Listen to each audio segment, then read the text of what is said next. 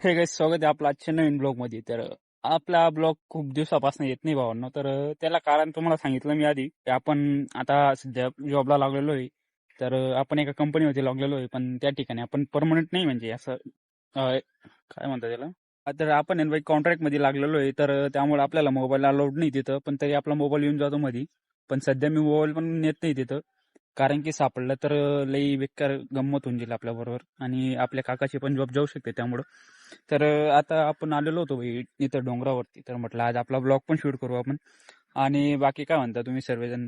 तर तुम्हाला काय वाटतं, म्हणजे किती दिवस टिकू शकतो या कामावरती? कारण की आपण याआधी कधी बाहेर असं राहिलो नाहीये, आणि एवढे दिवस तर नाही. मला आज इथं येऊन पण 15 दिवस तरी झाले असतील.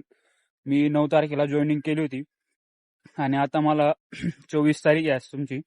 तर आज आपली सुट्टी होती रविवारची. तर माझ्या रविवारची सुट्टी होती, आणि त्यामुळं ना आपण इथं डोंगरावरती जायचा विचार केला होता भाई. पण आपली थोडीशी म्हणजे फाटत आहे, कारण की तिकडं ना भाई थोडंसं वेगळे लोक राहतात बुवा, म्हणजे असे दारू वगैरे पडतात तिकडे. त्यामुळे आपलं काही इच्छा नव्हती, कारण की याआधी आपल्या बरोबर एक अनुभव घडलेला होता, जो की आपला कॉलेजच्या बाजूला जो नकाने तलाव आहे तिकडचा होता. तो आता काही सांगत नाही तुम्हाला, पण मग इथून व्ह्यू बघा तुम्ही. तर कसा वाटतो हा व्ह्यू?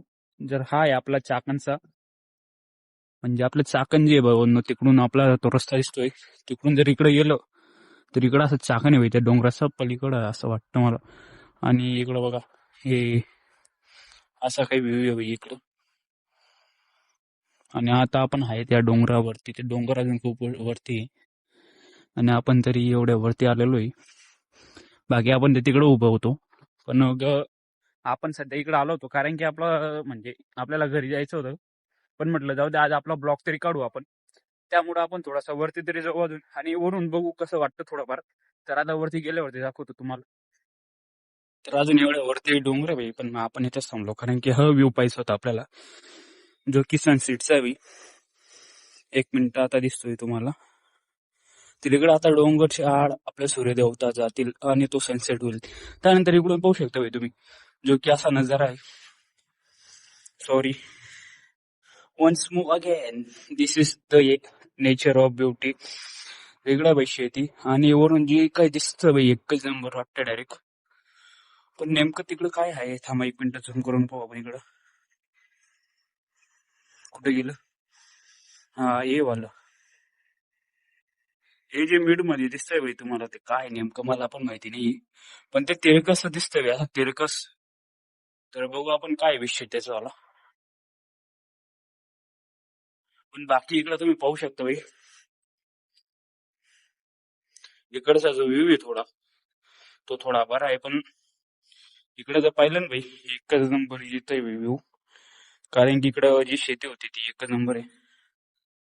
आणि भावांनो, जो की हा रस्ता दिसतोय ना भाई तुम्हाला, जे की इथून एक गाड्या जाते इकडच्या साईडला. कुठं आला आपला बोट? कुठे गेला? हा, इकडं इकडं इथं इकडं जो जातो ना तो रस्ता, तो आहे भाई चाकणकडे जाण्याचा रस्ता. आणि इकडे जातो भाई शिक्रापूर. आणि आपण आहे सध्याला बोसेमध्ये. तर जो एरिया आहे एवढा तो बोसेचा एरिया आहे. बाकी काही विषय नाही इकडं. आणि वरती तुम्ही क्लाउड्स बघू शकता भाई, एकच नंबर दिसतंय बाकी.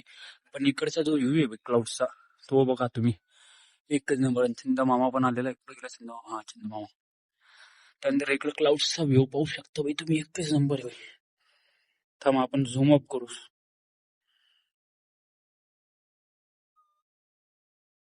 तर इकडे ना भाई तुम्ही क्लाउडची जी शेप बघचाल ना भाई, एकच नंबर आहे. कारण की आपल्या डोळ्याने पाहिलेलं नाही, एकदम मोठं दिसतं, त्यामुळे ते शेपची ती एकच नंबर वाटते. आणि बाकी इकडे थोडासा व्ह्यू पहा.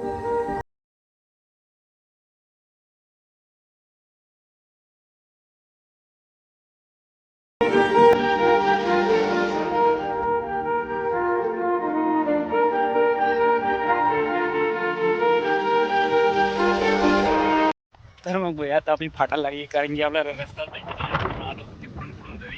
पण मग आपण इथं पुढं आलो एकदम.